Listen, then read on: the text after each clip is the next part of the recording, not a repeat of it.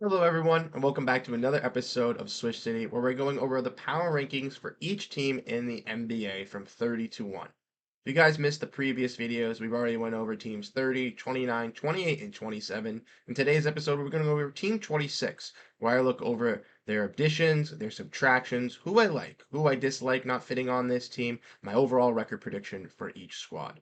As you guys can tell from the thumbnail, today's episode is going to be on the Chicago Bulls. So let's get into it right away. Now, the Chicago Bulls are a team that I think is a little weird. They have chosen a direction to kind of go into, which I kind of like. They have kind of bought into this rebuild kind of notion, which I think is a little bit a year or two late, but we'll get in that a little bit later. But I'm happy that they've kind of bought into this mode so far, and we've seen that kind of through this offseason, and I hope to see it through the future off seasons as well for the franchise. We want to look at the re-signings, additions, and subtractions for the Chicago Bulls team. We can look at the re-signings here, which they did bring back lottery pick and number 4 overall draft pick from a couple seasons ago, Patrick Williams on a 5-year deal, which we'll get into a little bit later.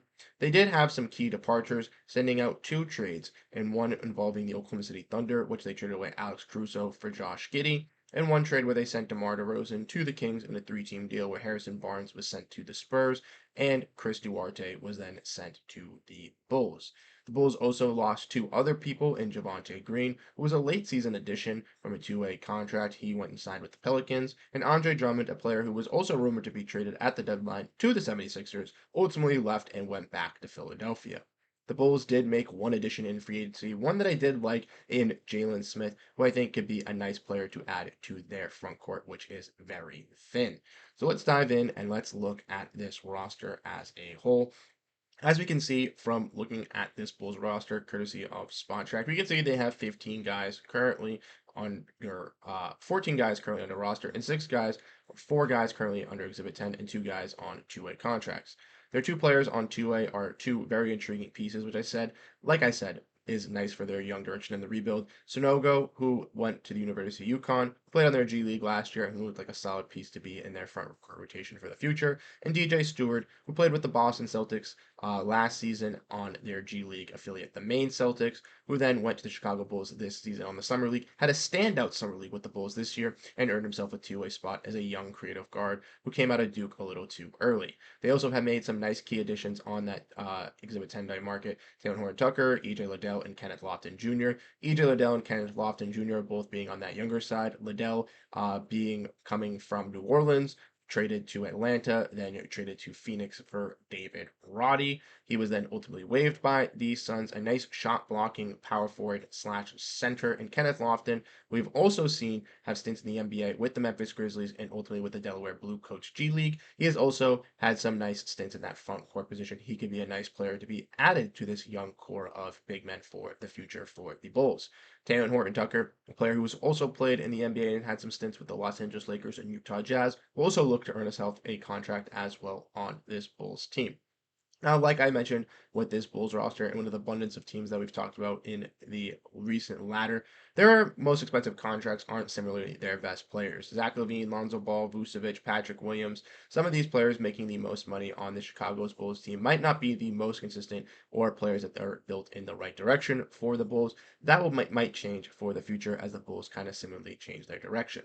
They do have some a mix of young guys, some older veterans, and some really, really young guys with untapped potential, which I truly think is kind of shaping for the direction the Bulls are going to be going in the future, which I'm very ecstatic about and something that I hope we see in the next couple of seasons them trending towards. So now that I've kind of broken down the Bulls' overall additions, subtractions, and what we're going over their roster, we're going to go over players that I like with this core and who I think they should keep, and some players that not necessarily that I dislike, but players that I don't necessarily think fit in with this team's culture and team direction at this point, and some players that they should look to move off of either this trade deadline or looking into next off season. Now, from the thumbnail, some of those players that we're going to be discussing obviously are Ayo Dosunmu and Kobe White, who I think share a similar play style for this Bulls team. Microwave scorers, guys who are going to come out, play make, be solid mid-range players, 3-point score players. And we saw that transcendence with Kobe White this season, specifically with the abundance of injuries in this Chicago backcourt. I think that Kobe White was absolutely snubbed of six man of most improved player of the year, excuse me. I think he definitely deserved the award and should have been in that high recognition because he absolutely changed his game, winning from a player that could have been traded from Chicago and didn't really fit into their timeline and could be a bust to a player that seemingly looks like could be a starter for this team for the future. The only problem I really see with Dusumu and Kobe White is they kind of share similar heights and similar play styles. So necessarily, I don't know if they could work together as a combo backcourt, but I think that if one of them were to replace each other as that microwave scorer for the team, regardless of injury, or just inserting themselves if one of them is having a bad night into the starting lineup to finish the game, or just, seemingly being that scorer for that said unit, regardless if it's the starting unit or the second unit, I think that that helps out the Bulls with having both of these players. Next, talking about some other players that I like for this Bulls team, would be their one offseason addition that was through free agency, and that's Jalen Smith. Like I mentioned with this Bulls team, they lack abundance of front court players. So adding a player in Jalen Smith, I think, is absolutely huge for this transcendence in this direction of this Bulls team.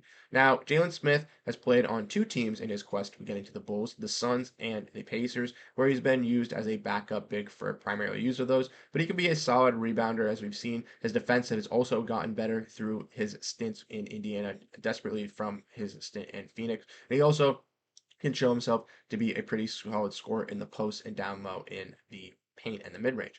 Ultimately, I think Smith can kind of transcend himself to being maybe even that power forward working alongside Vucevic, or maybe being that starting center for the future that the Bulls definitely could grow. But ultimately, I think this is the best decision for Jalen Smith, as with the Suns and with the Pacers, he was in a little bit of a logjam front courts. At least with the Bulls, he is just behind Nikola Vucevic and will have the ability to grow, specifically on a team that's not asking him to play a specific role, or a team that's specifically asking him to do something to get a certain amount of wins. He is there to grow and showcase his skill set, and I think that's the best thing for a young player in Jalen Smith who hasn't been able to develop to his full true potential in the NBA. Another player that I really like for the Chicago Bulls team as well is Chris Duarte. Similar to a player in Jalen Smith, Duarte has also had some stints around the league, playing with the Pacers and the Kings before he was then traded to the Chicago Bulls. Now, in both of these stints with the Pacers, he looked really solid in his rookie year. With the Pacers getting an abundance of young talent through the years, he seemingly kind of just faded away out of their system while other guys kind of rose to the occasion. He was then moved to Sacramento, and even in Sacramento, being in that log-jammed backcourt with players like Davion Mitchell, Keon Edwards, De'Aaron Fox, Malik Monk, Kevin Huerter, it's still hard for a player like Chris Duarte to kind of excel and grow. Now, truly, I think Duarte can kind of find himself at that two guard position and be a pretty solid defender as well for this Bulls team, kind of prioritizing that role of being that on ball defender at that 2-3 position for this Bulls squad and being a pretty decent 3-point shooter and scorer as well for the team. And I really like this kind of fit for him. Now, I don't think that this is his natural player comp, but if he can kind of get to be a player of a Josh Hart-esque type of physical style with his rebounding, with his tenacity, with his defensive hustle, I think Duarte could kind of see that as a mirror image, see that as a little bit of a replicant of himself. And if he can work towards getting to that goal, he could easily play that role for the Bulls, for their, culture in competing in a couple of years, or for another team in the future if it is not with Chicago.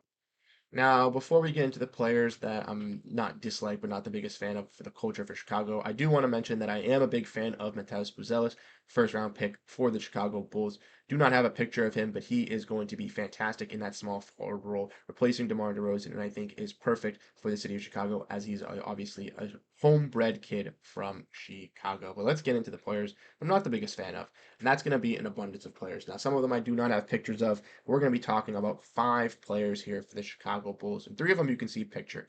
Now, like I said, these aren't players I dislike, but I just don't think really fit in with the direction for the Bulls. And like I mentioned, the Bulls kind of have moved on from some of these guys like DeRozan and Caruso this offseason. So it leads to me to think that players like Vucevic and Levine are increasingly more and more out the door if the Bulls are able to move off of them.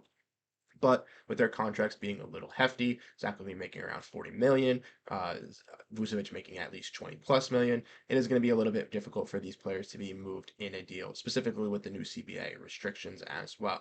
Now, Vucevic, I think, can be a little bit easier to move than Zach LaVine here for the Bulls. Vucevic, I still think, presents himself as a solid inside scorer, solid offensive rebounder. He's going to get you double doubles every night. Now, the defensive side of the ball definitely has lacked significantly, even as well as his superstardom has gone down a little bit.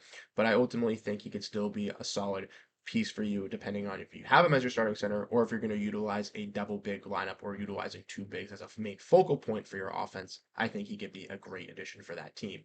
Now, Zach LaVine, on the other hand, I don't necessarily see him getting moved this offseason.